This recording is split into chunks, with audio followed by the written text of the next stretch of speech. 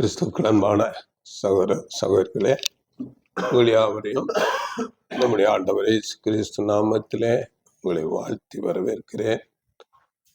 இந்த நாளிலே நம்ம செய்தி சர்வ வல்லமையான தேவனுடைய வல்லமை என்ற தலைப்பில் நாம் செய்தியை பார்க்க போகிறோம். சர்வ வல்லமையான தேவனுடைய வல்லமை. இந்த தேவனுடைய வல்லமை சிருஷ்டிப்புகளிலே, இந்த நாம் காண்கிற எல்லா சிருஷ்டிப்புகளிலே எப்படி செயல்பட்டது, அப்படியே பழைய ஏற்பாட்டில் உள்ள அநேக தேவனுடைய மக்கள், பரிசுத்தவான்கள், தீர்க்கதரிசிகள், அவர்களிடத்திலே எப்படி செயல்பட்டது, அப்படியே புதிய ஏற்பாட்டில் இப்போ எப்படி செயல்பட்டு கொண்டிருக்கிறது என்பதை குறித்தெல்லாம் நாம் இந்த நாளிலே பார்க்க போகிறோம். அதனால சர்வ வல்லமை உள்ள தேவன் என்று அநேக வசனங்கள் வேதத்திலே சொல்லப்பட்டிருக்கிறது. ஒரு வசனம் மாத்திரம் படியுங்கள். வெளிப்படுத்தல 15ஆம் அதிகாரம் 3ஆம் வசனம். வெளிப்படுத்தல் 15:3.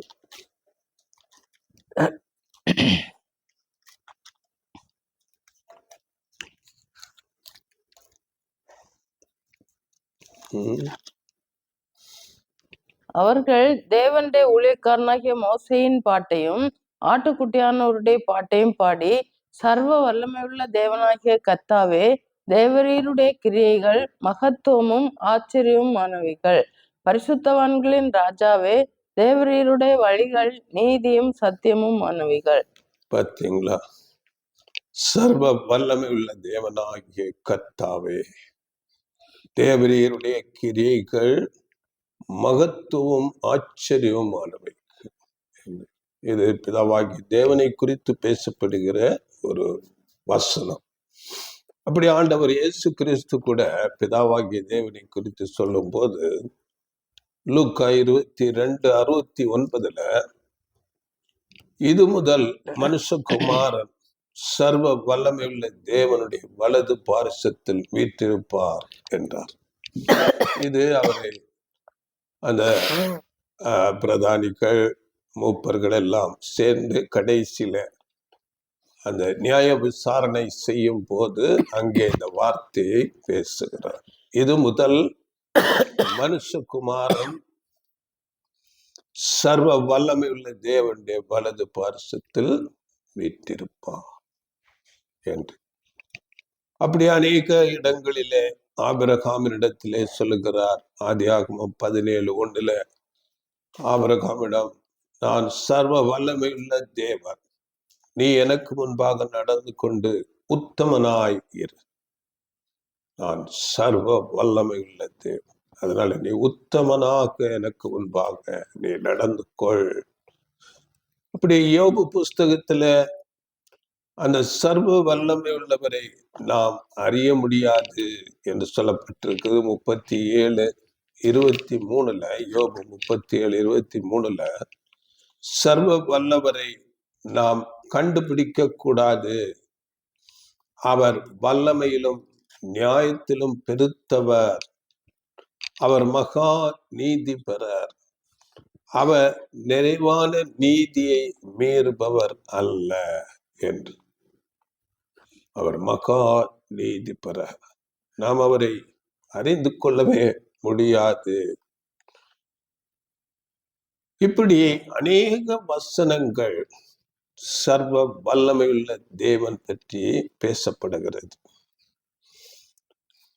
இந்த பிதாவான தேவனை பற்றி நாம் கொஞ்சம் யோசித்து நிதானித்து பார்க்கும்போது, இந்த நாம் காண்கிற எல்லா படைப்புகள், சிருஷ்டிப்புகள் எல்லாவற்றுக்கும் முன்பாக நாம் காண்கிற இந்த உலகம், பேரண்டம் என்று சொல்லக்கூடிய எல்லா சிருஷ்டிப்புகள், இவைகளுக்கு முன்பதாக அவர் மட்டும், பிதாவாகிய தேவன் மட்டும் தனியாக இருந்த ஒரு காலம் உண்டு. அவர் மட்டுமே இருக்கிறார், வேறு யாருமே இல்லை. அப்படிப்பட்ட ஒரு காலம் உண்டு என்று வேதம் சொல்லுகிறது. ஏனென்றால் பிதாவை குறித்து, பிதாவாகிய தேவனை குறித்து சொல்லும்போது அவர் ஆரம்பம் இல்லை, அவருக்கு முடிவும் இல்லை, துவக்கம் இல்லை, முடிவும் இல்லை. சங்கீதங்களின் புஸ்தகத்துல 90ஆம் அதிகாரம் 2ஆம் வசனத்துல அவர் அனாதியாய் என்றென்றைக்கும் தேவனாயிருக்கிறார் என்று சொல்லப்பட்டிருக்கிறது. படிங்களா அந்த வசனம்.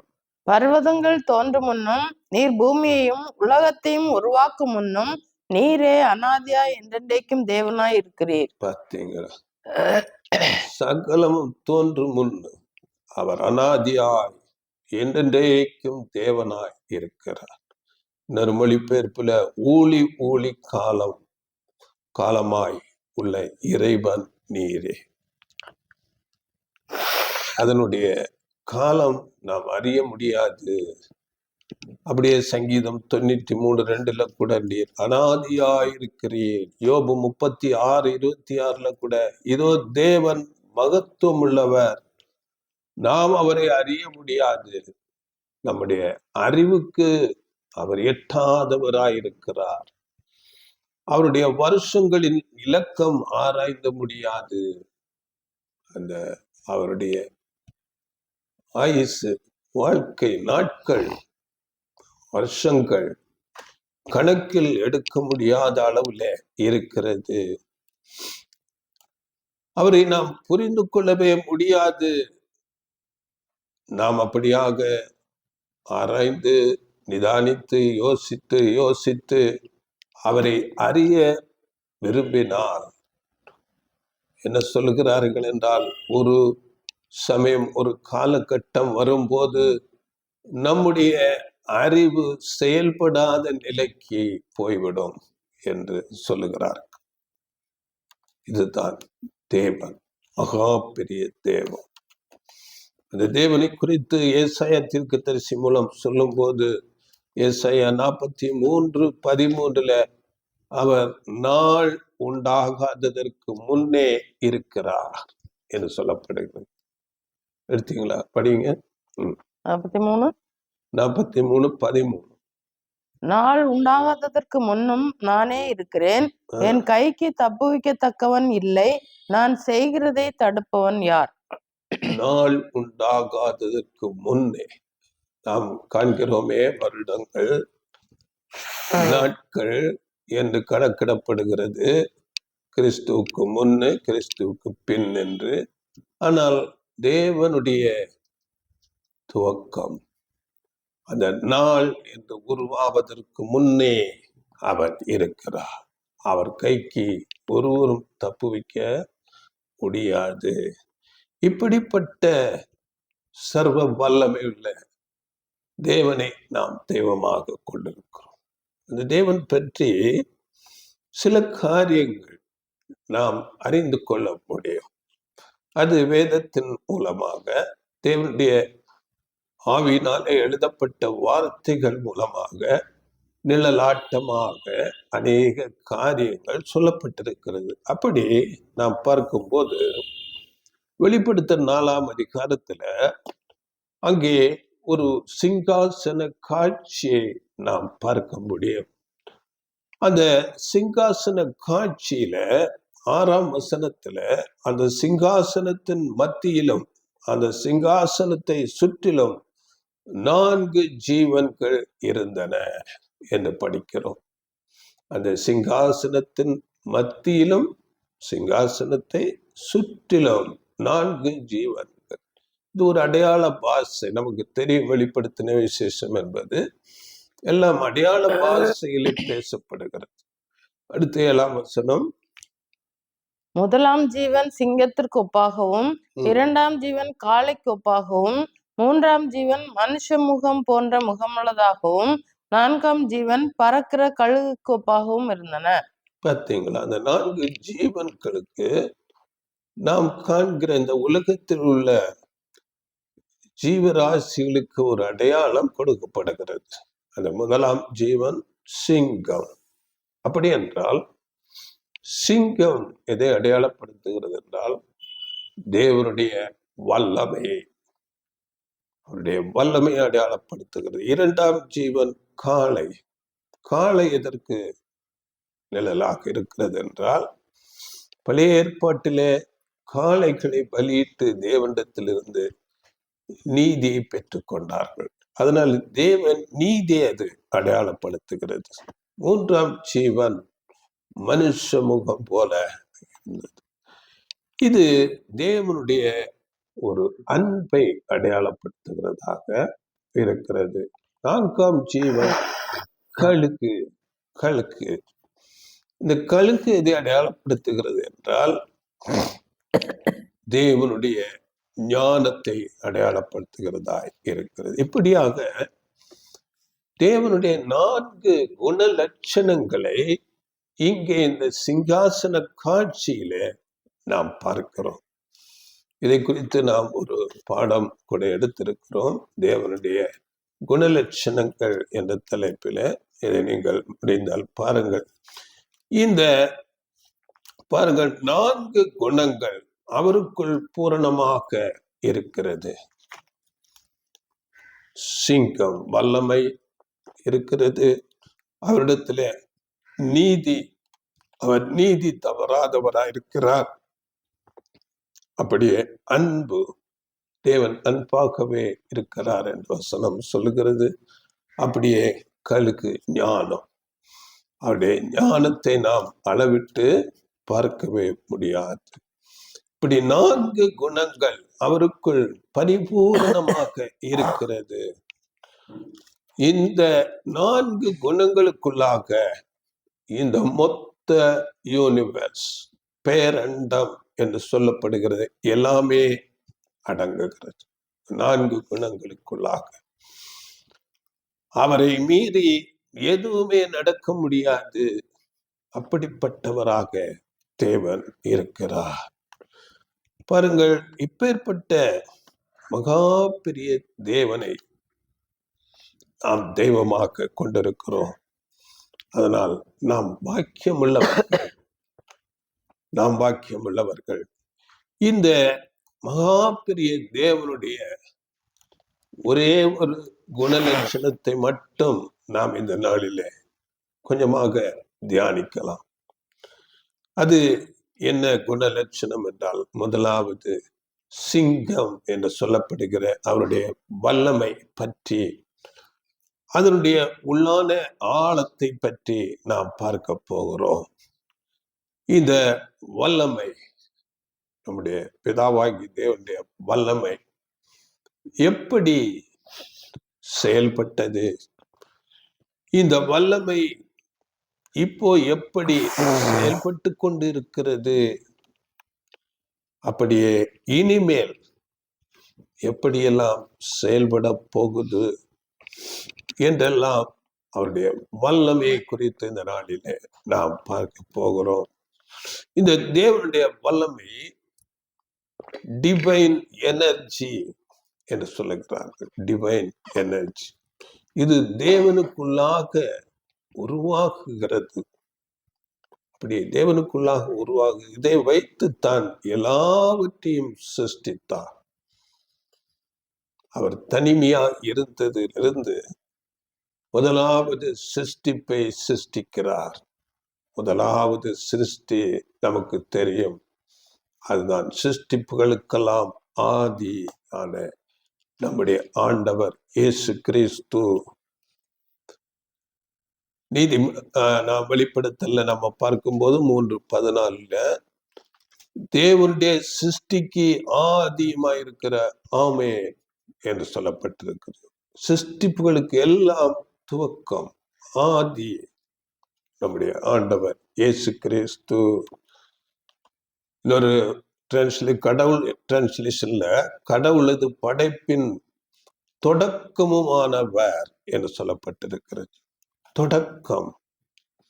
அப்படியே அல்பா ஒமேகா, வெளிப்படுத்தல் 1:11 நான் அல்பா ஒமேகாவாக இருக்கிறேன். அப்படி என்றால் இது கிரீக்கில் துவக்க முதல் எழுத்து கடைசி, இங்கிலீஷ்லேயே அப்படி A to Z என்று சொல்லப்படுகிறதோ அப்படியே கிரீக்கு பாஷையில அல்பா முதலாவது எழுத்து ஒமேகா கிடைக்கும். அவர்தான் தொடக்கம், அவர்தான் முடிவு. அதே நீதிமொழிகள் 8ஆம் அதிகாரம் 22ஆம் வசனத்திலே தெளிவாக இன்னும் சொல்லப்பட்டிருக்கிறது. படியுங்கள். நீதிமொழிகள் 8:22. கர்த்தர் தமது கிரியைகளுக்கு முன் பூர்வ முதல் என்னை தமது வழியின் ஆதியாக கொண்டிருந்தார். பார்த்தீங்களா? இதை இன்னொரு மொழிபெயர்ப்புல, ஆண்டவர் தம் படைப்பின் தொடக்கத்திலேயே தொல் பழங்காலத்தில் எதையும் படைக்கும் முன்னரே என்னை படைத்தார். வேற எந்த சிருஷ்டிப்பும் படைப்பதற்கு முன்பதாக என்னை படைத்தார் என்று அதை மேல கீழ வசனங்களை நீங்கள் படிக்கும் போது ஆண்டவர் இயேசு கிறிஸ்துவை பற்றி அங்கே நாம் அறிந்து கொள்ள முடியும். அதனால அந்த முதல் படைப்பு என்பதனால் முதற் பேரு என்று சொல்லப்படுகிறது. எபிரேயர் 1:6 முதற் பேரு. சங்கீதங்களின் புஸ்தகத்துல தெளிவாக 89ஆம் சங்கீதம் 27ஆம் வசனத்துல அங்க தெளிவாக சொல்லப்பட்டிருக்கிற அவர் முதற் பேரு. படியுங்கள். 27 89:27. நான் அவனை எனக்கு முதற் பேரானவனும் பூமியின் ராஜாக்களை பார்க்கிலும் மகா உயர்ந்தவனுமாக்குவேன். முதற் பேரானவன், மகா உயர்ந்தவன். அப்படி நம்முடைய ஆண்டவர் இயேசு கிறிஸ்து சிருஷ்டிகளுக்கெல்லாம் ஆதி. இப்படியாக பாருங்கள், பிதாவான தேவன் ஒருவரே இருக்கிறார். அதன் பிறகு எப்படி ஆண்டவர் இயேசு கிறிஸ்து அங்கே உருவாக்கப்படுகிறார் என்று நாம் பார்க்கும்போது, அதற்கு வேண்டிய மூலப்பொருள் எங்கிருந்து எடுக்கப்பட்டது என்று நாம் பார்க்கும்போது, அவருக்குள்ளே இருந்து எடுக்கிறார். ஆண்டவர் இயேசு கிறிஸ்து பிதாவாகிய தேவனுக்கு உள் இருந்து அப்படியே எடுக்கிறார். அப்படிப்பட்ட வல்லமை அவரிடத்திலே இருந்தது. எடுத்து அவரை ஒரு மார்டல் ஜீவி, அப்படி என்றால் மரணத்துக்கு மரணம் ஏற்படக்கூடிய ஒரு நிலையிலே, அங்கே அழிவுக்குரிய ஒரு நிலையிலே அவர் அங்கே உருவாக்கப்படுகிறார். அடுத்து நம் ஆண்டவர் இயேசு கிறிஸ்துவை கொண்டே எல்லாவற்றையும் படைக்கிறார். ஆண்டவர் இயேசு கிறிஸ்துவுக்கு இன்னொரு பெயர் வேதத்திலே சொல்லப்பட்டிருக்கிறது, மிகாயேல். மிகாயேல் என்றால், மிகாய் என்றால் சாயல், ஏல் என்றால் தேவனுடைய சாயல். தேவனுக்கு அப்படியே ஜெராக்ஸ், அப்படிப்பட்டவர் ஆண்டவர் இயேசு கிறிஸ்து. மிகாயேல், அவரை கொண்டு எல்லாவற்றையும் படைக்கிறார். நாம் காண்கிற எல்லாம், காணப்படாத தூதர்கள் முதற்கொண்டு எல்லாவற்றையும் அவர் படைக்கிறார். இதை குறித்து வசனங்கள் படியுங்கள். கொலோசியர் 1:14 படியுங்கள். அவருக்குள் அவருடைய இரத்தத்தினாலே பாவமன்னிப்பா 16 1:14 அதான் படிக்கிறேன். அவருக்குள் அவருடைய இரத்தத்தினாலே பாவமன்னிப்பாகிய மீட்பு நமக்கு உண்டாயிருக்கிறது. 16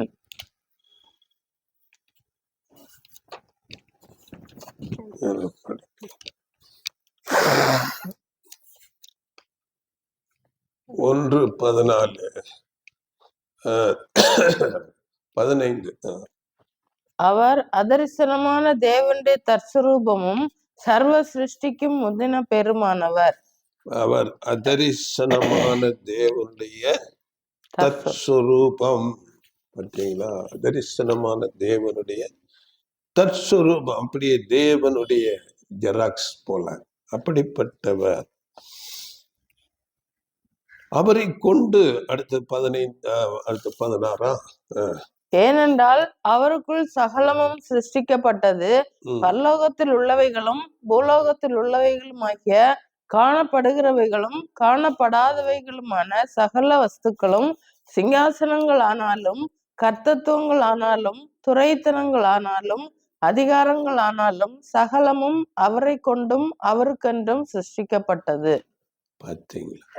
அவரை கொண்டு, அவர் முதலாவது சர்வ சிருஷ்டிக்கும் முந்தின பேரு. அவரை கொண்டு சகலமும், காணப்படுகிறவைகள் காணப்படாதவைகள் எல்லாம் அவரை கொண்டு அவருக்கென்றும் சிருஷ்டிக்கப்பட்டு, தெளிவாக வசனம் சொல்லுகிறது.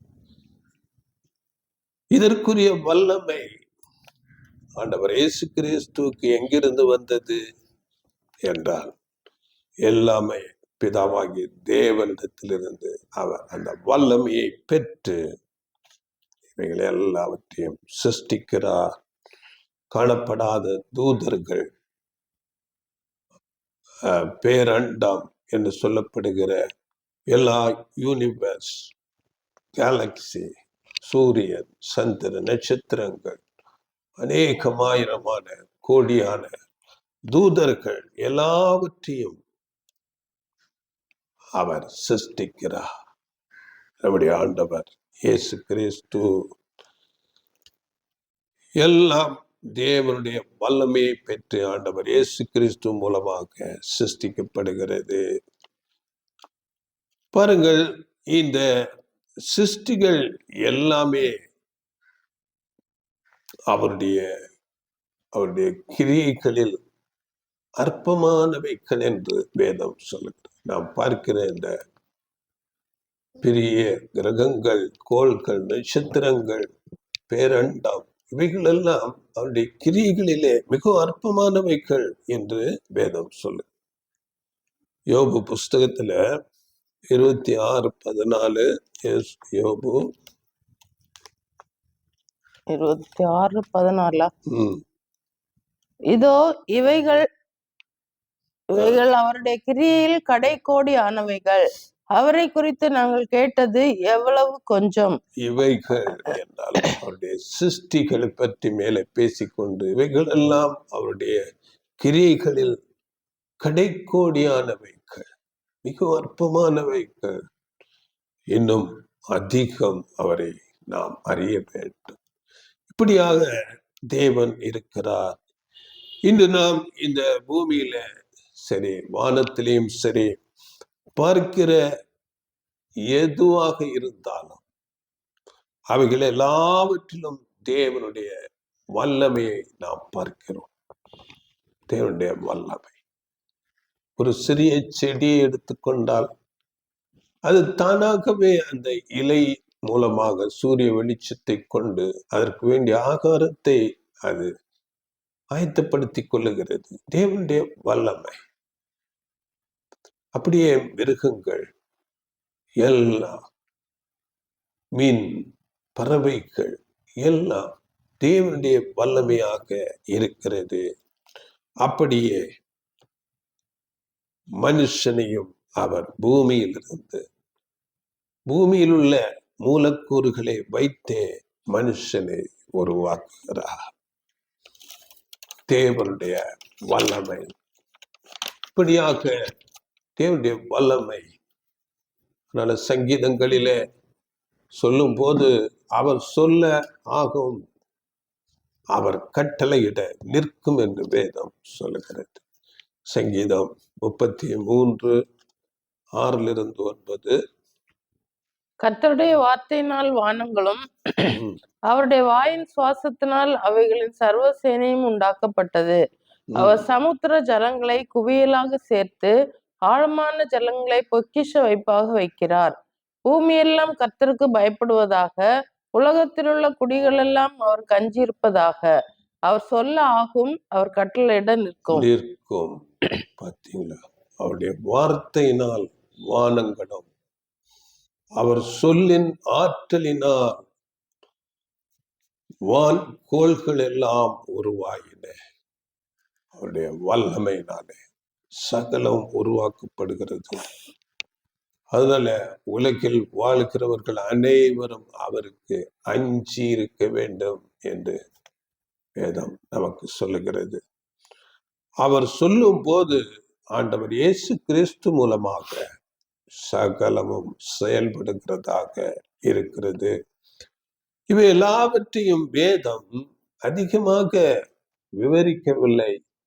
ஒரே வசனத்திலே, ஆதியாகமம் 1:1 முதல் வசனத்திலே ஒரே வசனமாக அங்கே சொல்லப்படுகிறது. ஆதியிலே தேவன் வானத்தையும் பூமியையும் சிருஷ்டித்தார். அவ்வளவுதான். சரிங்களா? அது நீண்ட விளக்கம் எல்லாம் கொடுக்கப்படவில்லை. ஆதியிலே தேவன் வானத்தையும் பூமியையும் சிருஷ்டித்தார். இப்போ நாம் அறிந்து கொண்டோம், எல்லாவற்றையும் சிருஷ்டித்தது ஆண்டவர் இயேசு கிறிஸ்து.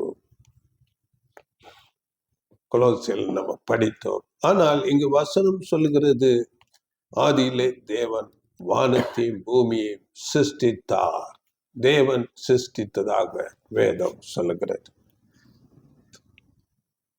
இதை நாம் எப்படி புரிந்து கொள்ளலாம் என்றால், இதை நாம் உலக காரியங்களில் ஒரு பில்டிங், ஒரு வீடு கட்ட வேண்டும் என்றால் அதை கட்டுவது சாதாரண, அங்க மேசன், மேஸ்திரி, இன்னும் அவருடைய உதவியாளர்களை கொண்டு கட்டப்படுகிறது. ஆனால் அதற்கு ஒரு கான்ட்ராக்டர், பில்டர் இருப்பார். அவர்களை நியமித்து வேலைகளை செய்வார். செய்து முடித்த பிறகு அந்த பில்டிங் கட்டப்பட்டது. இந்த பில்டர், இந்த கான்ட்ராக்டர் மூலமாக இந்த வீடு, இந்த பில்டிங் கட்டி முடிக்கப்பட்டது என்று சொல்லுவார்கள். அப்படியே எல்லாம் ஆண்டவர் இயேசு கிறிஸ்து மூலமாக படைக்கப்பட்டது என்றாலும் அதற்குரிய எல்லா கனம், மகிமை நம்முடைய தேவனுக்குரியது. தேவனிடத்திலிருந்து வல்லமையை பெற்று ஆண்டவர் இயேசு கிறிஸ்து எல்லாவற்றையும் சிருஷ்டிக்கிறார். இதை நீதிமொழிகள் 8ஆம் அதிகாரம் 30ஆம் வசனத்துல நாம் படிக்கிறோம். இந்த மொழிபெயர்ப்பு ஒரு விதமாக இருக்கும். படிங்கள் 8:30 நீதிமொழிகள். நான் அவர் அருகே செல்ல பிள்ளையா இருந்தேன், நித்தம் அவருடைய மனமகிழ்ச்சியா இருந்து எப்பொழுதும் அவர் சமூகத்தில் களி கூர்ந்தேன். செல்ல பிள்ளை என்ற ஒரு மொழிபெயர்ப்பு. இது இன்னொரு திருவிவிலியம் மொழிபெயர்ப்புல சிற்பி என்று இருக்கிறது. அவர் சிற்பியாக, இங்கிலீஷ்ல கிராப்ஸ்மேன் என்று சொல்லப்படுகிறது. அவர் ஒரு சிற்பியாக இருந்து எல்லாவற்றையும் சிருஷ்டிக்கிறார். எபேசியர் 3:11 இயேசு கிறிஸ்துவை கொண்டு எல்லாவற்றையும் சிருஷ்டித்தார் என்று தெளிவாக சொல்லப்பட்டிருக்கிறது. அப்போ ஆண்டவர் இயேசு கிறிஸ்து முதல் எல்லா சிருஷ்டிப்புகள், மனுஷர்கள் வரையிலும் எல்லாமே படைக்கப்பட்டது தேவனுடைய வல்லமையினால், தேவனுடைய மகா பெரிய வல்லமையினால். ஆண்டவர் இயேசு கிறிஸ்து தன்னை பற்றியே சொல்லும் போது கூட யோவான்ல அவர் தன்னை பற்றியே சொல்லுகிறார். யோவான் 6:57 நான் பிதாவினால் பிழைத்திருக்கிறது போல என்னை புசிக்கிறவனும் என்னாலே பிழை. ஆண்டவர் இயேசு கிறிஸ்துவே பிதாவினால் பிழைத்திருக்கிறார். அப்படிப்பட்ட பிதாவான தேவன்.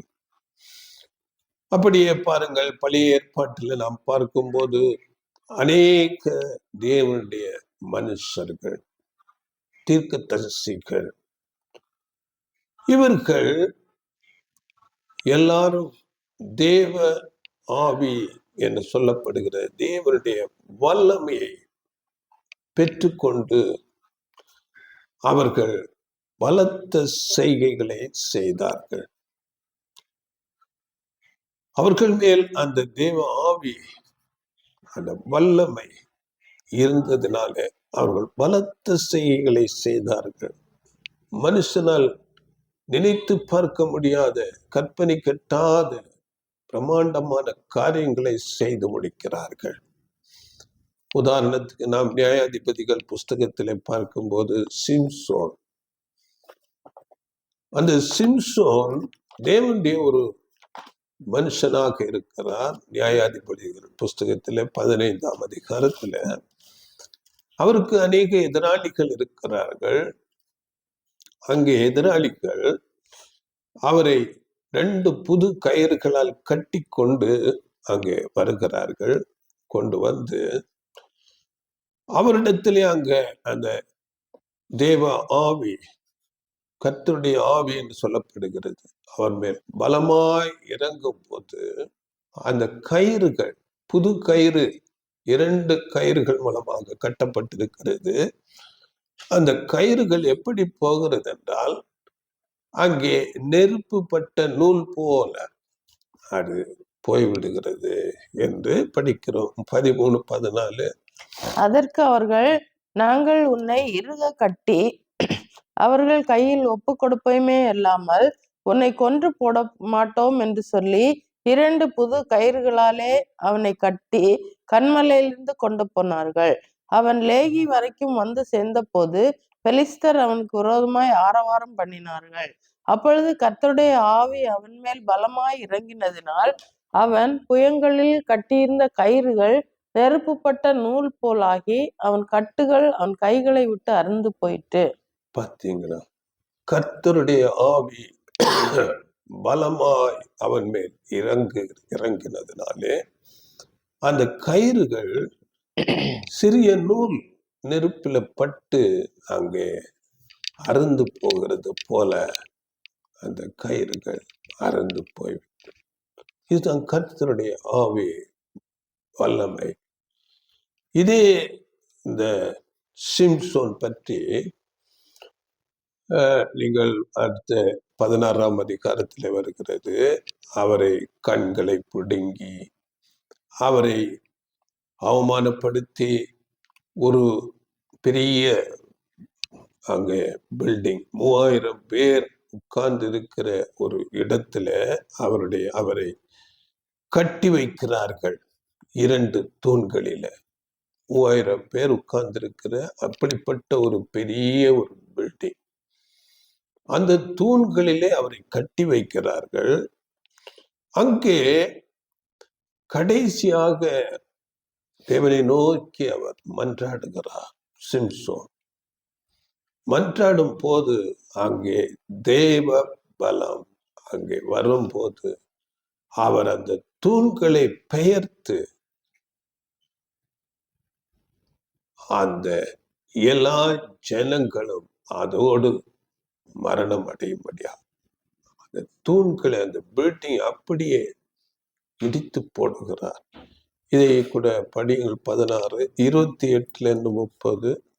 அப்பொழுது சிம்சோன் கர்த்தரை நோக்கி கூப்பிட்டு, கர்த்தராகிய ஆண்டவரே, நான் என் 2 கண்களுக்காக ஒரே தீர்வையாய் பெலிஸ்தர் கையிலே பழிவாங்கும்படிக்கு இந்த ஒரு விசை மாத்திரம் என்னை நினைத்தருளும், தேவனே பலப்படுத்தும் என்று சொல்லி சிம்சோன் அந்த வீட்டை தாங்கி நிற்கிற 2 நடு தூண்களில் ஒன்றை தன் வலது கையினாலும் மற்றொன்றை தன் இடது கையினாலும் பிடித்து கொண்டு, என் ஜீவன் பெலிஸ்தரோட கூட மடிய கடவுது என்று சொல்லி பலமாய் சாய்க்க அந்த வீடு அதில் இருந்த பிரபுக்கள் மேலும் எல்லா ஜனங்கள் மேலும் விழுந்தது. இவ்விதமாய் அவன் உயிரோடு இருக்கையில் அவனால் கொல்லப்பட்டவர்களை பார்க்கிலும் அவன் சாகும்போது அவனால் கொல்லப்பட்டவர்கள் அதிகமாய் இருந்தார்கள். பார்த்தீங்களா? அதுல 3000 பேர் அங்கே மாண்டு போனார்கள். இவையெல்லாம் எப்படி நடந்தது? ஒரு மனிதனால் ஒரு பெரிய பில்டிங் அந்த பில்லரை அப்படியே இடித்து தள்ள முடியுமா? அதான வேதம் சொல்லுகிறது. தேவ பலம் அவர் மேல் வந்த போது, வல்லமை, தேவனுடைய வல்லமை அவருக்கு கொடுக்கப்பட்ட போது அவர் 2 கரங்களினாலும் அந்த பில்லர்களை நொறுக்கி போட்டு அங்கே 3000 பேர் மரித்து போனார். பாருங்கள், தேவன் தமது வல்லமையை மனுஷர்கள் மூலமாக ஒரு இயற்கைக்கு அப்பாற்பட்ட விதமாக செய்து காண்பிக்கிறார்.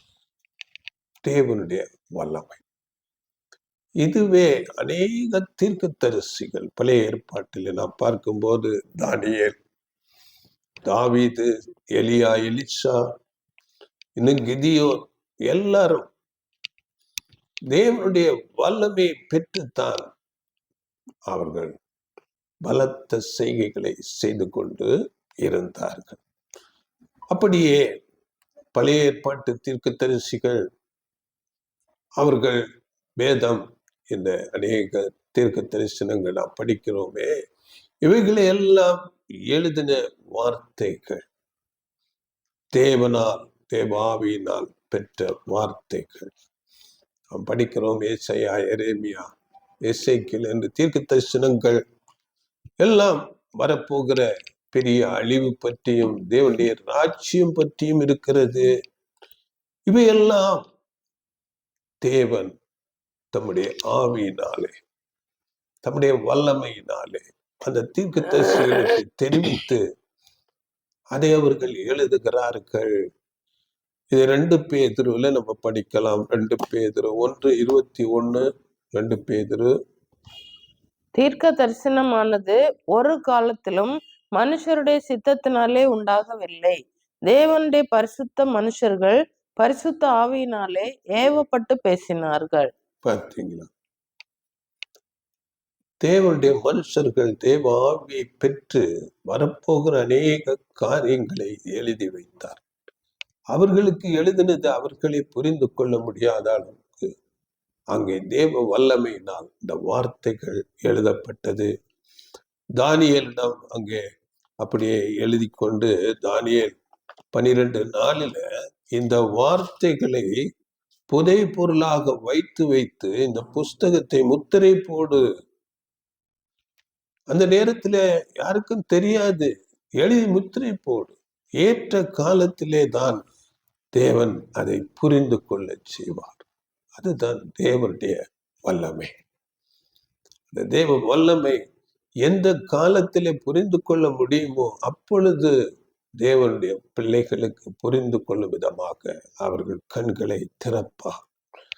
அதனால தேவனுடைய வல்லமை என்பது சாதாரணமான விஷயம் அல்ல. இந்த தேவனுடைய வல்லமை நாம் இன்னும் அதிகமாக அறிந்து கொள்ள வேண்டும்.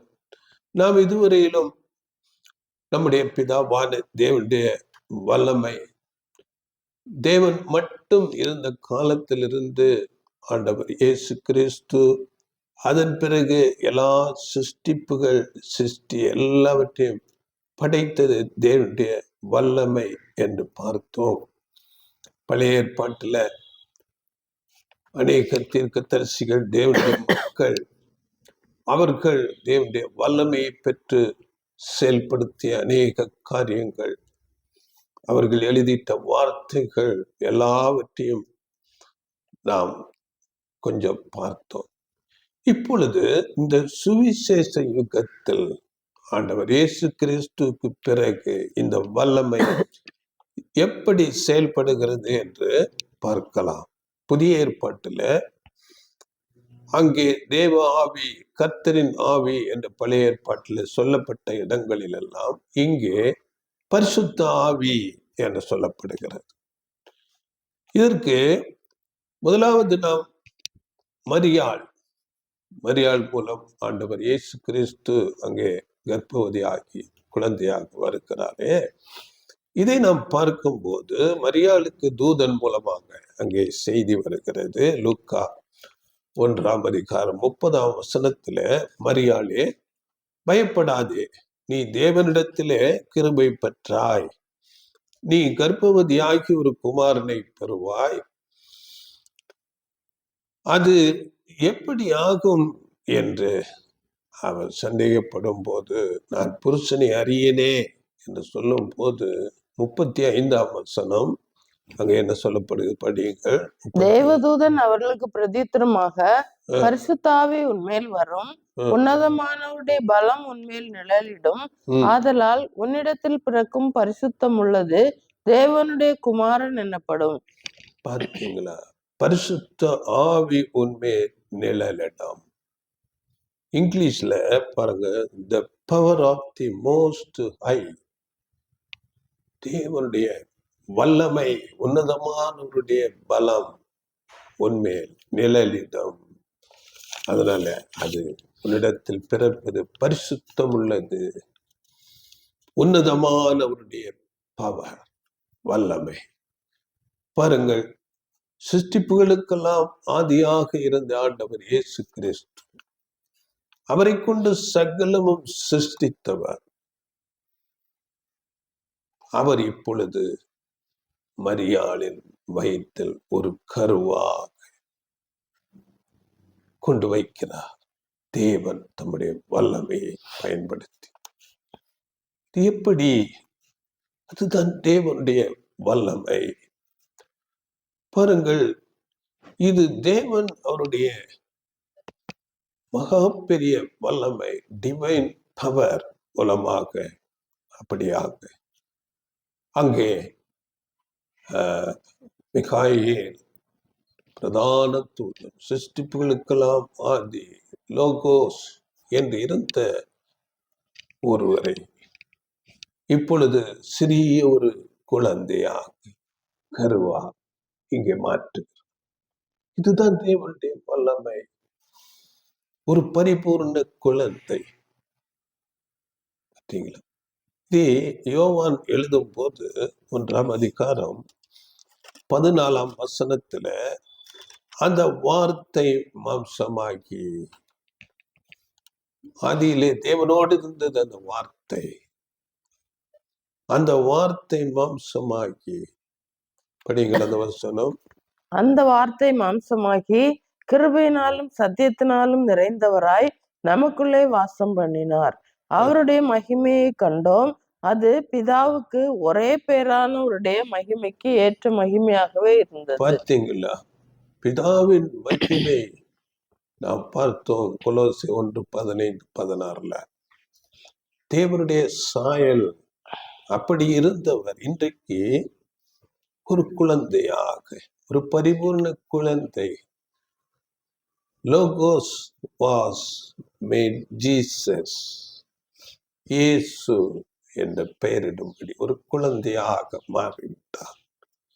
இது தேவனுடைய மகா பெரிய வல்லமை. இது தேவனால் முடியும். இப்பொழுது அங்கே லோகோஸ் இல்லை, அங்கே மிகாயேல் இல்லை, இங்கு குழந்தையாக மரியாளின் வயிற்றில் இருக்கிறார். இது இந்த முழு மனுக்குலத்துக்கும் ரட்சிப்பின் திட்டத்தின் ஒரு துவக்கமாக இருக்கிறது. பாருங்கள், ஆவிக்குரிய தன்மையில இருந்த அங்கே ஆண்டவர் இயேசு கிறிஸ்து லோகோஸ், இன்னும் சொல்லும்போது மிகாயேல் என்று சொல்லப்படுகிற ஆண்டவர், சிருஷ்டிப்புகளுக்கெல்லாம் துவக்கமாக இருந்தவர், இன்று ஒரு மனிதனாக அந்த ஆவிக்குரிய நிலையிலிருந்து மாற்றி புதிய ஒரு நேச்சராக சரீரத்தை கொடுத்து மனிதனாக வருகிறார். இதை தேவன் தம்முடைய வல்லமையினால் செய்கிறார். அதன் பிறகு நாம் அறிந்திருக்கிறோம், 30 வயது வரையிலும் அவர் ஒரு பூரண மனிதனாக இந்த பூமியில இருந்து பெற்றோருக்கு கீழ்ப்படுகிறார். 30 வயதாகும் போது ஞான ஸ்நானம் அங்கு எடுத்துக்கொள்கிறார். தம்மை அர்ப்பணிக்கும் போது பரிசுத்த ஆவி இன்னும் அவர் மேல் பூரணமாக வந்து அவர் ஒரு புது சிருஷ்டி ஆக்கி, அது முதற்கொண்டு அந்த பரிசுத்த ஆவி தேவனுடைய வல்லமையை பெற்றுக்கொண்டு பலத்த செய்கைகள் செய்து பல வியாதியஸ்தர்களை சொஸ்தமாக்குகிறார், மரித்தோரை எழுப்புகிறார், பிசாசுகளை துரத்துகிறார். பலவிதமான காரியங்களை செய்து கடைசியில சிலுவை மரணத்துக்கு தன்னை ஒப்பு கொடுக்கிறார். அவர் மரித்தார், சிலுவையில அவர் மரித்தார்.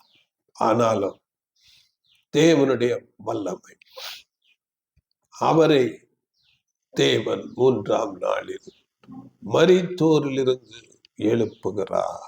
இதுதான் தேவ வல்லமை. தேவனுடைய வல்லமை உயிர்த்தெழச் செய்கிறார். உயிர்த்தெழுப்பும் போது அவர் இனி மரணமே இல்லாத, மரிக்க முடியாத ஒரு தெய்வீக நிலைக்கு, இம்மார்டல் என்று சொல்லப்படுகிற அந்த நிலைக்கு அவர் உயிர்ப்பிக்கப்படுகிறார். ஒரு சாகாமை, இனிமேல் அவருக்கு மரணம் இல்லை. அதை தேவன் தம்முடைய ஒரு அதிகப்படியான வல்லமையை பயன்படுத்தி அப்படியாக மாற்றுகிறார். பார்த்தீங்களா? வெளிப்படுத்தல நம்ம படிக்கும்போது மரித்தேன், ஆனாலும் இதோ சதா காலங்களிலும் உயிரோடு இருக்கிறேன் என்று நித்தியமாக சாவாமையுள்ள ஒரு அழியாமையுள்ள ஒரு ஜீவனுக்குள் அவர் வருகிறார். இவையெல்லாம் தேவனுடைய வல்லமை.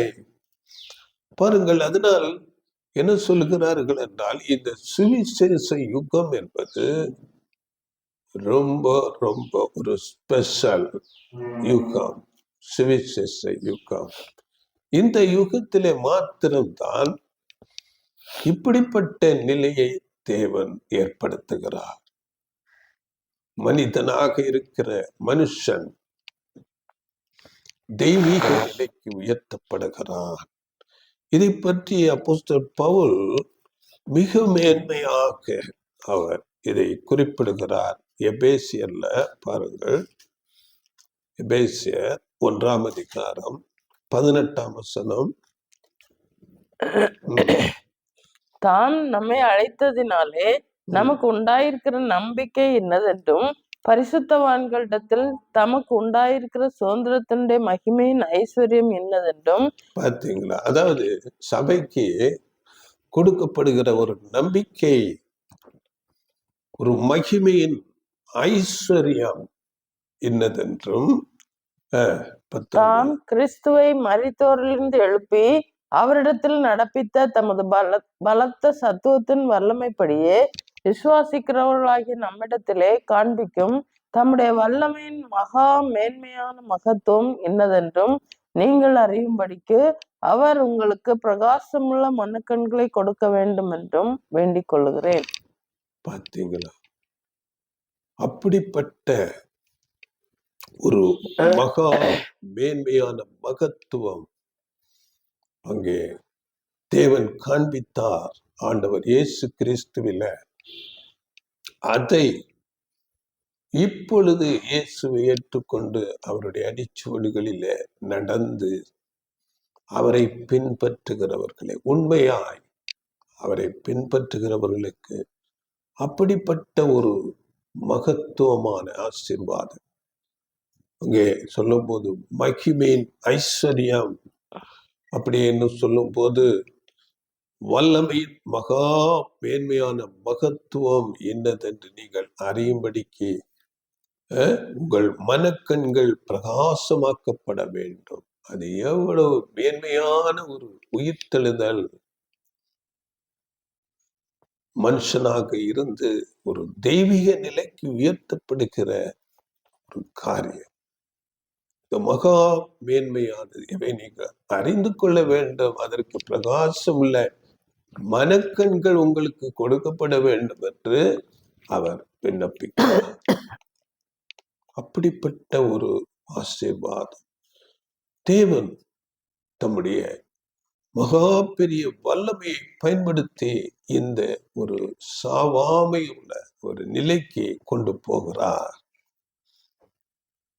முதலாவது ஆண்டவர் இயேசு கிறிஸ்து, அதன் பிறகு அவரை பின்பற்றுகிற சபை வகுப்பாருக்கு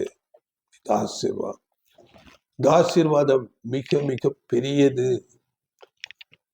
இதை சபை பெற்றுக்கொள்ளும் என்ற நம்பிக்கை அங்கே வேதத்தின் மூலம் நமக்கு கொடுக்கப்படுகிறது. இந்த ஒரு ஆசீர்வாதத்துக்குத்தான் நம்மை ஒவ்வொரு நாளும் அவர் ஆயத்தப்படுத்துகிறார். அதற்காக அந்த தேவனுடைய வல்லமை முதலாவது நாம் பார்க்கும்போது, ஆண்டவர் இயேசு கிறிஸ்துவுக்கு பிறகு அவரை பின்பற்றின சீசர்களுக்கு சபை வகுப்பாராக. முதலாவது கூடி வரும்போது ஆரம்ப காலத்திலே அந்த வல்லமை பெந்தைக்கோஸ்தே நாளிலே அவர்கள் கூடி வந்திருந்த இடத்திலே அங்கே அந்த ஒரு வல்லமை, தேவனுடைய வல்லமை பலமாய் இறங்கினது என்று நான் அப்போஸ்தலர் நடபடிகள் 2ஆம் அதிகாரத்திலே படிக்கிறோம். 1-2 வசனங்களில அங்க படிக்கும் போது பலத்த காற்று அடிக்கிற முழக்கம் போல வானத்திலிருந்து சடிதியாய் ஒரு முழக்கம் உண்டாக்கி அவர்கள் உட்கார்ந்திருந்த வீடு முழுவதையும் நிரப்பிற்று. இதுதான் அந்த வல்லமை சபைக்கு முதலாவது கொடுக்கப்படுகிறது. அங்கே 4ஆம் வசனத்துல படிக்கும் போது அவர்கள் பரிசுத்த ஆவியினாலே நிரப்பப்பட்டு பலனடைந்தார்கள், வேறு வேறு பாஷைகளிலே பேசத் தொடங்கினார்கள். அதன் பிறகு அந்த வல்லமையை பெற்றுக்கொண்டு சீஷர்கள் அதுவரையிலும் பயந்து நடுங்கிக் கொண்டு அந்த யூதர்களை கண்டு, அந்த வேத பாரகர்கள் பரிசேயர்களை கண்டு பயந்து கொண்டிருந்தவர்கள் அது முதற்கொண்டு அவர்கள் பலனடைந்து தைரியமாக அவர்களுக்கு எதிராக சாட்சி பகர்ந்தார். அந்த பலன் கிடைத்த பிறகு அவர்களுக்கு அந்த தைரியம் வந்தது. அவர்கள் எதற்கும் பயப்படவில்லை. நீங்கள் அடிப்பீங்களா, அடியுங்கள். சிறையில போடுவீங்களா, போடுங்கள். மரணத்துக்கே நாங்கள் பயப்படவில்லை என்ற ஒரு தைரியம் அந்த வல்லமை கிடைத்த பிறகு அவர்களுக்கு வந்தது. அந்த வல்லமை சபைக்கு முதலாவது பெந்தைக்கோஸ்தே நாளில் ஊற்றப்பட்ட அந்த வல்லமை இன்று வரையிலும் சபை அங்கிருந்து துவங்கி பாதம் வரையிலும் அந்த பரிசுத்த ஆவி கொடுக்கப்படுகிறது. சங்கீதம் 133:2 நீங்கள் படித்து பாருங்கள். ஆரோனுடைய சிரசின் மேல் ஊற்றப்பட்டு தாடியிலே வடிகிறதும் அவருடைய அங்கிகளின் மேல் இறங்குகிறதுமான நல்ல தைலத்துக்கு ஒப்பாக என்று இந்த பரிசுத்த ஆவி அன்றிலிருந்து உண்மையாய் அவரை பின்பற்றுகிற சீசர் வகுப்பாருக்கு அந்த பரிசுத்த ஆவியின் வல்லமை கொடுக்கப்படுகிறது. இந்த பரிசுத்த ஆவியின் வல்லமையை நாமும் பெற்றுக்கொள்ள வேண்டும். இல்லாவிட்டால் தேவனுடைய ஆவிக்குரிய காரியங்கள், சத்தியங்கள் நாம் புரிந்து கொள்ளவே முடியாது.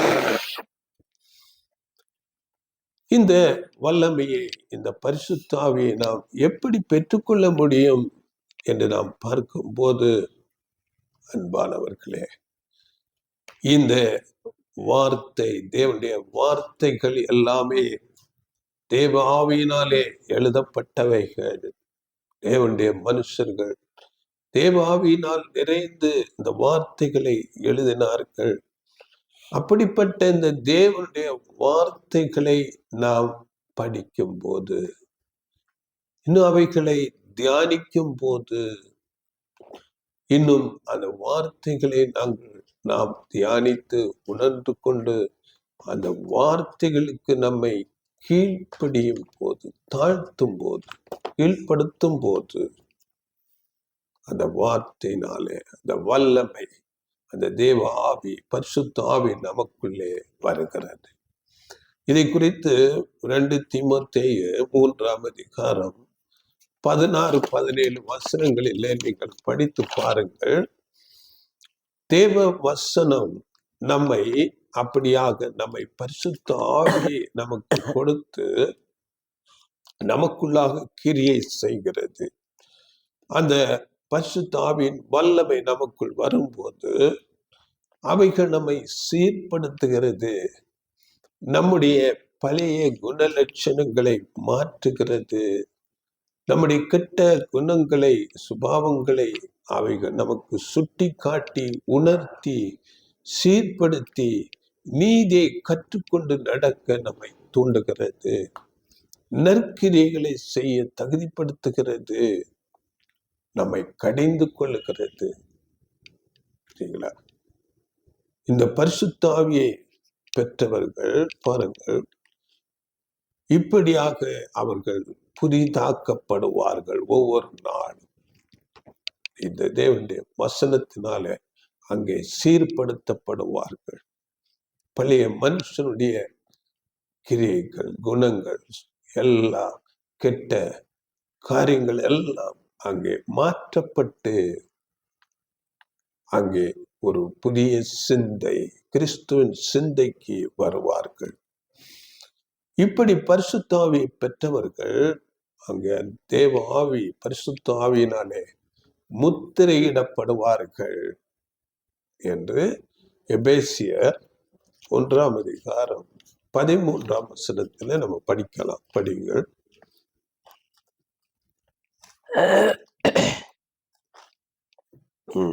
நீங்களும் உங்கள் ரட்சிப்பின் சுவிசேஷமாகிய சத்திய வசனத்தை கேட்டு விசுவாசிகள் ஆனபோது வாக்குத்தத்தம் பண்ணப்பட்ட பரிசுத்த ஆவியால் அவருக்குள் முத்திரை போடப்பட்டீர்கள். முத்திரை போடப்பட்டீர்கள்.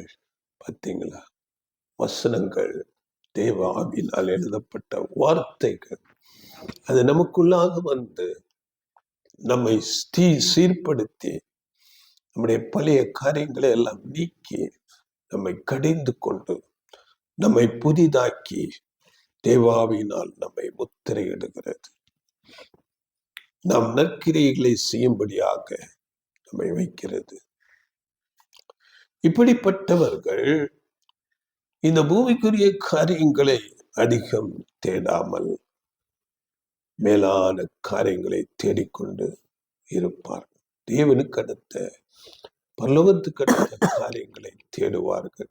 இவையெல்லாம் நம்முடைய இருதயத்திலே, நம்முடைய சிந்தையிலே அங்கே உருவாகிறது. இதைத்தான் 2 கொரிந்தியர் 1:21-22 கூட அதை நாம் படிக்கலாம். படிங்கள் வேகமாக. 2 கொரிந்தியர் 1:21-22. உங்களோட கூட எங்களையும் கிறிஸ்துவுக்குள் ஸ்திரப்படுத்தி நம்மை அபிஷேகம் பண்ணினவர் தேவனே.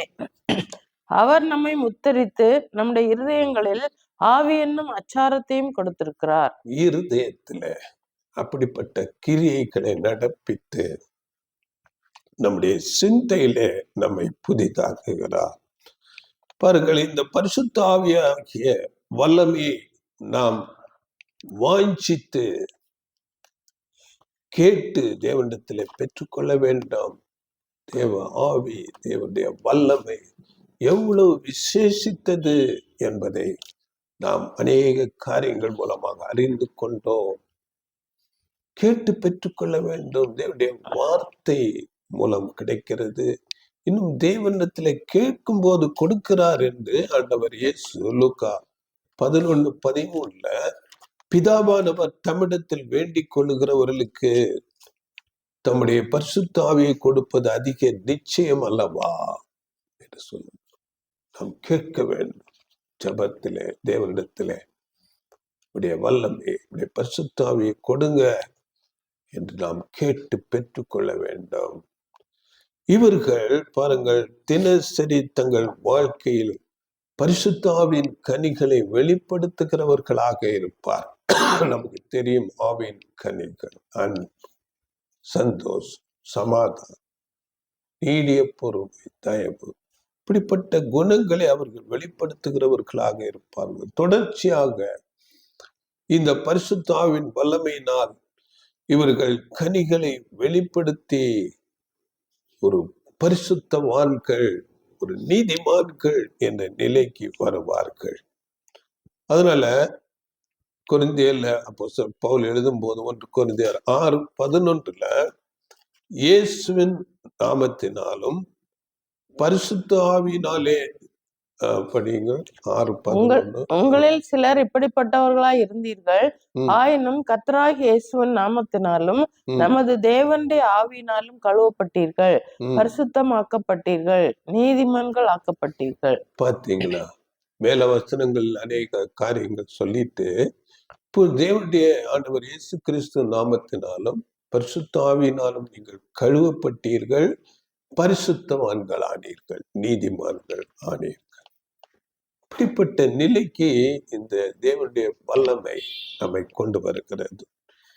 பழைய மனுஷனுடைய அநேக கேடான சிந்தைகள், தீய பழக்க வழக்கம், கிரியைகள் எல்லாம் நாம் அனுதினம் கழுவப்பட்டு அங்கே பரிசுத்தவான் என்ற நிலைக்கு வரும். இதற்கு இந்த கிரியைக்கு நாம் நம்மை தாழ்த்தி ஒப்பு கொடுக்க வேண்டும். இது நம்முடைய சுய பலத்தால் முடியாது. தேவாவியின் வல்லமை நமக்கு அதிகம் தேவை. தேவாவியின் வல்லமையினால் தான் இவையெல்லாம் நாம் அடைந்து கொள்ள முடியும். பரிசுத்தம் என்ற நிலைக்கு, நீதிமான் என்ற நிலைக்கு வர முடியும். இந்த பரிசுத்த ஆவியின் வல்லமை பற்றியும் செயல்பாடுகள் பற்றியும் பாருங்கள், வேதம் அநேக விதமான வார்த்தைகளிலே பேசுகிறது. பரிசுத்த ஆவியின் வல்லமை, பரிசுத்த ஆவியின் செயல்பாடுகள் பற்றி பாருங்கள், பலவிதமான வார்த்தைகள் பயன்படுத்தப்பட்டிருக்கிறது. முதலாவது கர்த்தருடைய ஆவி, தேவனுடைய ஆவி. பழைய ஏற்பாட்டில் நாம் பார்த்தோம். கிறிஸ்துவின் ஆவி, தி ஸ்பிரிட் ஆஃப் கிரைஸ்ட் என்று கூட சொல்லப்பட்டிருக்கிறது. சத்தியத்தின் ஆவி, சத்தியம் அப்பொழுது தான் நமக்கு புரியும். அப்படியே தெளிந்த புத்தியின் ஆவி என்று சொல்லப்படுகிறது. அப்படியே வாக்குத்தத்தத்தின் ஆவி, ஞானத்தின் ஆவி, மகிமையின் ஆவி, இரக்கத்தின் ஆவி, தீர்க்க தரிசனத்தின் ஆவி, இப்படி பல வித பெயர்களிலே இந்த தேவ வல்லமை பற்றி வேதம் பேசுகிறது. இது ஒவ்வொன்றும் நம்மிடத்திலே ஒவ்வொரு விதமாக நம்மிடத்தில் செயல்படுகிறது. இப்படி நம்மில் செயல்பட்டால்தான் நாம் முடிவு பரியந்தம் இந்த ஆவிக்குரிய ஓட்டத்தை ஓடி ஜெயமாக நாம் வெற்றி அடைவோம். முழுமையான ஒரு பரிசுத்தப்படுத்தலுக்குள்ளாக அப்பொழுதுதான் நாம் போக முடியும். இப்போ இந்த பரிசுத்தத்துக்குள்ளாக நாம் போக மேலே கொடுக்கப்பட்ட அநேக பெயர்கள் நாம் படித்தோம் இல்லையா? தேவனுடைய ஆவி, கிறிஸ்துவின் ஆவி, சத்தியத்தின் ஆவி. இவைகளிலே தெளிந்த புத்தியின் ஆவி என்ற ஒரு பெயர்ல நாம் சில காரியங்களை பார்த்து நாம் முடிக்க போகிறோம். இந்த காரியம் 2 தீமோத்தேயு 1:7 சொல்லப்பட்டிருக்கிறது. தேவன் நமக்கு பயமுள்ள ஆவியை கொடாமல் பலமும் அன்பும் தெளிந்த புத்தியுள்ள ஆவியே கொடுத்திருக்கிறார். பயமுள்ள ஆவி கொடுக்கவில்லை. அதனால அந்த பயம் நமக்கு இருக்கக்கூடாது. இந்த பயம் நமக்குள் இருந்தால் நமக்குள் சந்தேகத்தின் ஆவி வந்துவிடும். நாம் தேவனை சந்தேகிக்கிறவர்களாக இருந்தால் தேவன் பேரில் இருக்கிற விசுவாசத்திலே குறைவு நமக்கு வந்துவிடும். பார்த்தீங்களா? அதனால இந்த பயம் நம்மை சந்தேகத்துக்குள்ளாக நடத்தி அதன் பிறகு தேவன் பேரில் இருக்கிற விசுவாசத்தை நம்மை விட்டு குறைத்து இல்லாமலே செய்துவிடும். அதனால பயமுள்ள ஆவியை கொடாமல் பலமும் அன்பும் தெளிந்த புத்தியும் உள்ள ஆவியை கொடுத்திருக்கிறது. இப்போ இந்த பயம் எப்படி நமக்கு வருகிறது என்றால், நாம் இந்த பாவம் அநீதியான உலகத்திலே இருக்கிறோம். பலவிதமான சூழ்நிலைகள் நமக்கு இருக்கிறது. உடல்நல குறைவு வரும்போது பயம் வந்துவிடும். நம்முடைய வாழ்க்கை முடிந்து போய்விடுமோ, எப்படியோ என்ற இந்த பலவீனத்தின் நிமித்தம் ஒரு பயம். அப்படியே வேலை செய்கிற இடங்களில் ஏதாவது பிரச்சனை வந்தால் வேலையை விட்டு நீக்கி விடுவார்களோ, நம்முடைய ஜீவிதம் எப்படி, இப்படிப்பட்ட ஒரு பயம். அப்படியே பாருங்கள், பலவிதமான பயம். நம்முடைய வாழ்க்கை, எதிர்காலம், திருமண காரியங்கள், எக்ஸாமினேஷன் எழுதுகிற பயம், பொருளாதாரம், நமக்கு இவ்வளவு இருக்கிறதே, இப்படி இருக்கிறதே, நாம் எப்படி, நம்முடைய எதிர்காலம், எப்படியாக பலவிதமான பயங்கள். இப்படிப்பட்ட சூழ்நிலைகளிலே நாம் என்ன செய்யலாம் என்றால், நாம் தேவன் பேரிலே உறுதியான விசுவாசத்தை வைத்து அவர் பாதத்திலே நாம் அமர்ந்து, தேவனே எல்லாவற்றையும் நீங்கள் பார்த்து கொள்ளுங்கள் என்று அவருடைய பாதத்திலே விசுவாசத்தோடு அவருடைய பாதத்திலே வைத்து கொண்டு நாம் ஜெபிக்கும் போது தேவன் தம்முடைய ஆவியை, வல்லமையை, அந்த பலனை தந்து நம்மை பலப்படுத்துகிறார். நாம் தேவனிடத்திலே ஜெபிக்க வேண்டும், கேட்க வேண்டும். தேவ ஆலோசனை, தேவ பலன், தேவனுடைய நடத்துதல், தேவ நிச்சயம் கொடுப்பார். அவர் பலன் தருவார், நம்மை நடத்துவார். நாம் கேட்காவிட்டால், நாம் சோர்ந்து போய் தேவன் பேரில் சந்தேகத்துல, விசுவாச குறைவிலே சோர்ந்து இருந்தால் ஒன்று பிரயோஜனம் இல்லை. தேவனிடத்திலே அப்படிப்பட்ட உறுதியான விசுவாசம் நாம் பார்த்தோம். துவக்கத்திலிருந்து எல்லா சிருஷ்டிகளும் தேவனுடைய வல்லமை தான். தேவன் தம்முடைய வல்லமையை தரும்போது தேவனால் எல்லாம் கூடும். அதனால தெளிந்த புத்தியுள்ள ஆவியுள்ளவரிடத்திலே இந்த பயத்தின் ஆவி இருக்காது. பயம் வரலாம், ஆனால் அதை ஈஸியாக மேற்கொள்வார்கள். அடுத்ததாக இந்த பாருங்கள், இந்த தெளிந்த புத்தியுள்ள ஆவியுடையவர்கள் ரொம்ப ஆக்டிவாக இருப்பார், சோம்பேறிகளாக இருக்க மாட்டார், ரொம்ப சுறுசுறுப்பாக இருப்பார்கள்.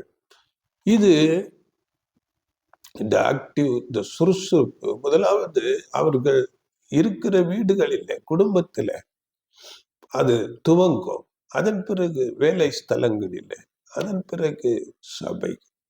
இப்படியாக அவங்க சுறுசுறுப்பாக இருப்பார்கள். ரோமர் ஒரு வசனம் படிங்க, ரோமர் 12:11. அசதியாயிராமல் ஜாக்கிரதையாயிருங்கள், ஆவியிலே அனலாயிருங்கள், கர்த்தருக்கு ஊழியம் செய்யுங்கள். ஆவியிலே அனலாயிருங்கள், கர்த்தருக்கு ஊழியம் செய்யுங்கள். அசதியாயிராமல் ஜாக்கிரதை. அசதி பார்த்தீங்களா, சுறுசுறுப்பா. இவர்கள் நல்ல ஒரு கணவனாக, மனைவியாக, நல்ல பிள்ளைகளாக, நல்ல சகோதர சகோதரிகளாக இவர்கள் இருப்பார்கள். சுறுசுறுப்போடு ஆக்டிவாக இருப்பார்கள், சோம்பலாக இருக்க மாட்டார்கள். இது அந்த தெளிந்த புத்தி ஆவி இருக்கிறவரிடத்திலே காணப்படுகிற குணங்கள். அவர்களுடைய பேச்சு, அவர்களுடைய செயல்கள், அவர்கள் வீட்டு கடமைகளை அப்படியே சரியாக செய்வார்கள்.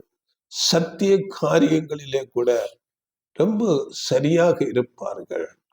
அப்படியே எல்லாவற்றிலும் அவர்கள் சுறுசுறுப்போடு உண்மையாக இருப்பார்கள். அப்படியே தங்கள் உரிமைகளை விட்டு கொடுப்பார்கள், தாழ்த்துவார்கள். அதே சமயத்துல மற்றவர்கள் உரிமைகளிலே அவர்கள் தலையிட்டு அவர்களுடைய உரிமைகளை எடுத்துக்கொள்ள மாட்டார், அதற்கு முக்கியத்துவம் கொடுப்பார்கள்.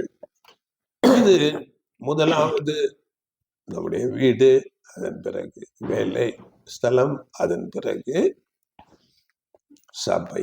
இப்படியாக பெருக வேண்டும், எல்லா இடங்களிலும் அப்படி இருக்க வேண்டும்.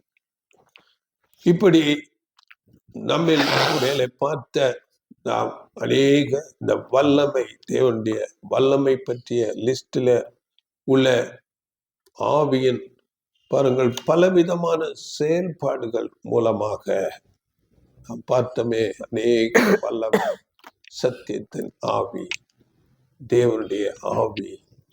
அங்கே நாம் பார்க்கும் போது பலவிதமான ஆவிகளை குறித்து பார்த்தோமே. கிறிஸ்துவின் ஆவி, இரக்கத்தின் ஆவி, தீர்க்க தரிசனத்தின் ஆவி, இவைகள் எல்லாம் நம்மிலே ஒவ்வொரு விதமாக செயல்பட்டு நம்மை இந்த பாவ அபூர்ண ஒரு நிலையிலிருந்து நம்மை பரிசுத்தப்படுத்தி பூரண நிலைக்கு கொண்டு வந்து அதன் பிறகு நாம் மறித்து உயிர்த்தெழும் போது ஒரு மேன்மையான ஒரு நிலை, ஆவிக்குரிய தெய்வீக நிலை, இம்மார்டல் என்று சொல்லக்கூடிய சாகாமையுள்ள ஒரு நிலைக்கு அது நம்மை கொண்டு வருகிறது.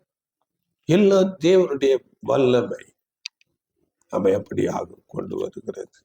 அதனால தேவனுடைய வல்லமையின் கிரியைகளுக்கு நம்மை தாழ்த்தி ஒப்பு கொடுக்க வேண்டும். தேவனுடைய வல்லமை அதிகமாக கேட்டு பெற்றுக்கொள்ள வேண்டும். வேத தியானத்தின் மூலமாக சத்தியத்தை அதிகமாக கேட்கிறதுனால, சத்தியத்தை உணர்ந்து கொண்டு சத்தியத்துக்கு கீழ்ப்படுகிறதுனால நாம் அந்த ஆவியை பெற்றுக்கொண்டு நாம் ஒவ்வொரு நாளும் அனுதினம் இந்த மேன்மையான ஆசீர்வாதத்திற்கு நம்மை தகுதிப்படுத்திக் கொள்ள வேண்டும், பரிசுத்தமாக வேண்டும். அந்த குணலட்சணம் நமக்குள்ளாக வர வேண்டும்.